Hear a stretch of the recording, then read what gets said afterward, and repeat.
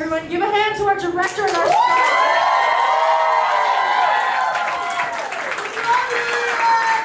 So,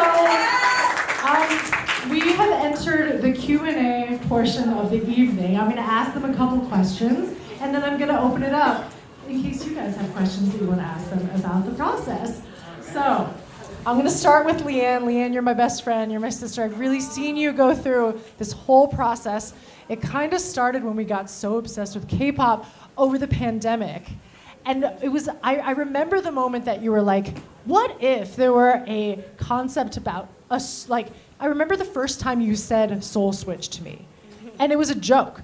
But we were like, you gotta do this. And it just turned from this small little seed into this whole thing. And it kind of like, I remember that there were times where you moved on to other projects and I was like, what about Seoul Switch? So would you be able to tell us about like the very first seedling of this idea that you had? Yeah, I think it was from spending obsessive hours over our favorite group, NCT 127. And there are at least 3 Western guys in it. There's a guy named Mark, who's from Canada. Mark Lee, my bias, my ultimate bias. Johnny Suh from Chicago. Johnny! And then I like to count Jaehyun, because he lived in Connecticut for 5 years. And all of them, they code switch so incredibly in between Western and Eastern spaces. And, so much of K-pop is referencing hip-hop, and when they're on screen, they're like, swag, yeah, like, girl. And then when just they're like that. speaking Korean, they're bowing and they're being very polite. And I just really enjoyed seeing that, and so I think it became a really natural premise of what if there was, and especially growing up Asian American here, we're actually in Scottsdale, Arizona, where there weren't many Asian faces around us.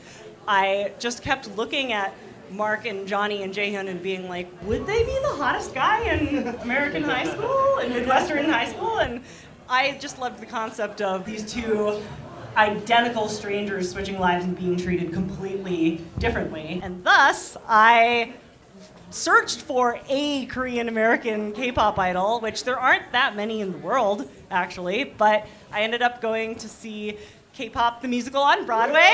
We have any cast members here?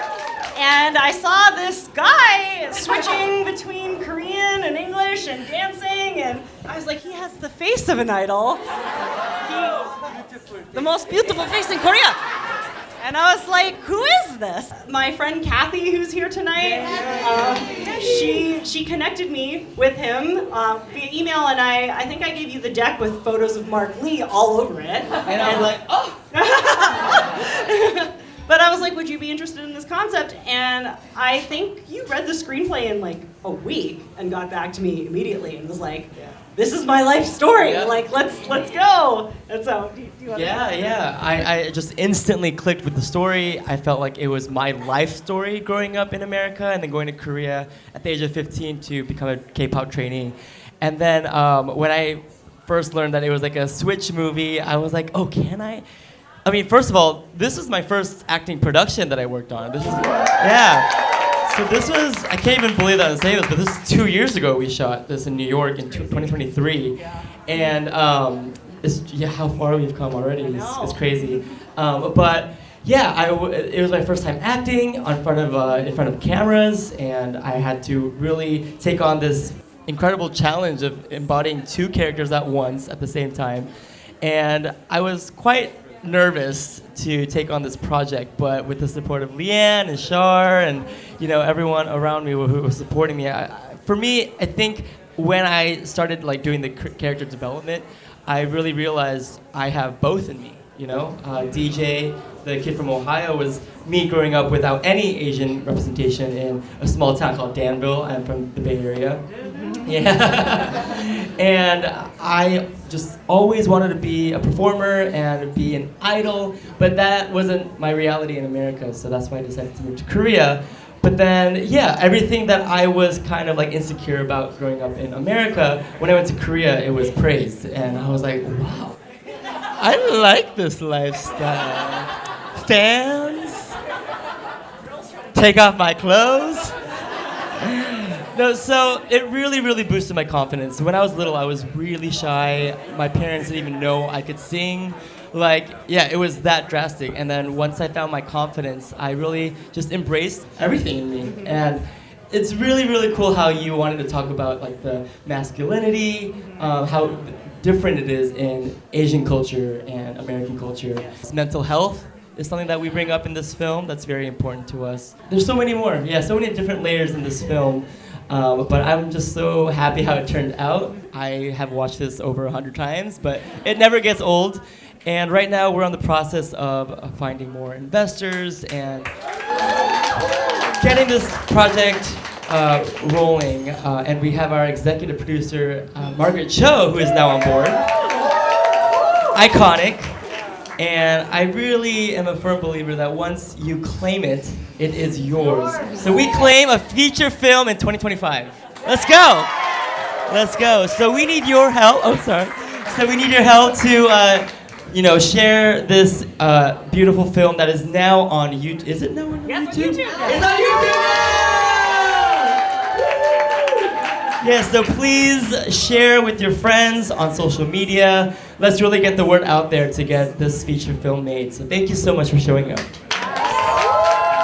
I'm going to ask one more question, and then I'll open the floor. On that note, Liann and I have had so many conversations about Asian masculinity. We have our own experience as Asian women being fetishized and have our own brand of fetishization and objectification that happens, but you really dove into what it's like to be an Asian male, both in America and overseas. So I would love if you could share a little bit about what your thought process was for crafting that character. Yeah, I think that the easy answer is that sometimes the concept chooses you, and it was just like a Switch movie about two boys. Another answer is that I was obsessed with a single boy group, NCT 127, and knew everything about them, and wasn't as detail-oriented about the girl groups. Now I am, but back then I only had time for NCT 127. So, but I also think that it's really fun to be a female director. I don't know if we've all heard of the female gaze versus the male gaze, but what you see on screen is how women respond to male K-pop idols, and it's not about objectifying them, but it's making you feel how women feel when we're, fans of our favorite idols. Sorry, Kevin.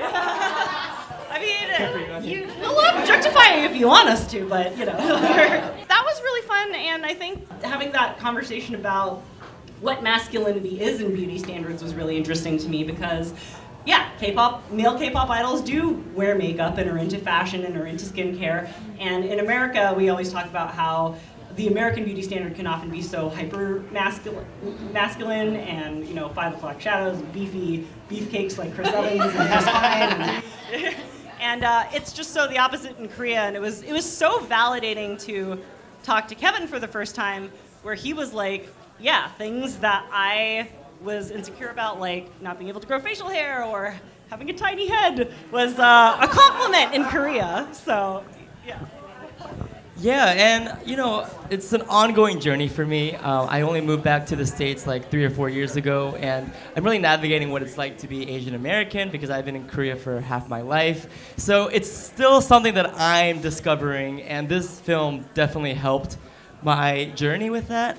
And when I first came to America, I was like, oh, do I wear makeup at photo shoots? Like, should I? I felt a little ashamed. But then after K-pop Broadway and like now doing my own music and like my solo artistry out here, I just feel like it's how I feel inside. I don't even like care what others think. It's like what brings confidence within me, and how whatever I want to dress like, whatever I want to wear on my face, like it's all just self-love and self-care, self-confidence. So Yes. I'm learning as we're going with this film, and this film is definitely something that I want to show my younger self, to be like, you are just perfect the way you are. So keep on doing what you're doing, and you can end up in Brooklyn doing a screening with fans and friends and family and just killing it. So yeah. Yay! It is worth. He has the confidence. confidence of the privileged person. I love it. So it is worth saying that there are people when we go to film festivals that say they don't look that much alike, and then we're like, it's the same dude, bro. So we did too good a job of that, but one of my favorite things in directing this was seeing Kevin switch back and forth between the characters. And, you know, DJ, the Ohio kid, goes on a big glow-up montage, but even when he's wearing the high-fashion clothes, through Kevin's acting, you can tell that it's still the insecure kid with his body language and his facial expression. And I feel like that is such the theme of Soul Switch. It doesn't matter what you're wearing or what you're doing. It's all about that innate confidence.